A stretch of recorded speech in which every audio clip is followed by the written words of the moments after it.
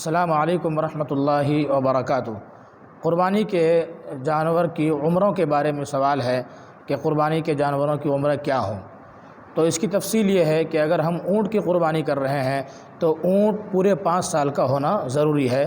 5 سال سے کم اونٹ کی قربانی درست نہیں ہے۔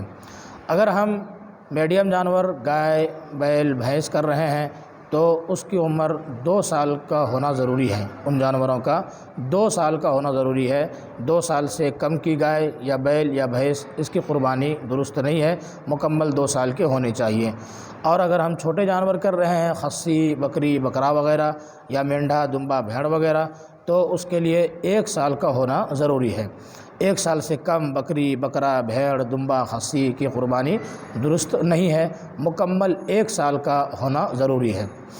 یہاں اسی میں ایک مسئلہ یہ یاد رکھیں کہ بھیڑ، دمبا، مینڈھا جو ہے، اگر یہ 6 مہینے کا ہو یا 1 سال سے کم ہو، 7 مہینے کا، 8 مہینے کا، 9 مہینے کا، 10 مہینے کا، اور وہ دیکھنے میں 1 سال کا معلوم ہو رہا ہو، اتنا فربا ہو، اتنا موٹا ہو، اتنا پرگوشت ہو کہ دیکھنے میں 1 سال کا لگے، تو اس کم عمر والے کی قربانی بھی درست ہے۔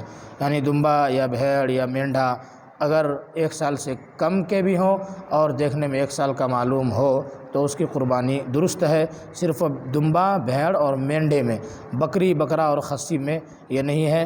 بکری اور بکرا اور خصی کا 1 سال کا ہونا ضروری ہے۔ اگر 1 سال سے 1 دن بھی کم ہو گیا تو اس کی قربانی درست نہیں ہوگی۔ یہی حکم گائے، بھینس اور بیل کا بھی ہے۔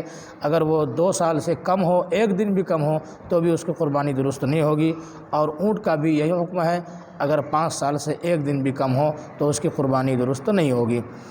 اور یہ جو مہینے کا شمار ہوگا یہ قمری تاریخ سے، شمسی تاریخ سے نہیں، قمری تاریخ سے مہینے کا اعتبار ہوگا، قمری تاریخ کے سال کا اعتبار ہوگا۔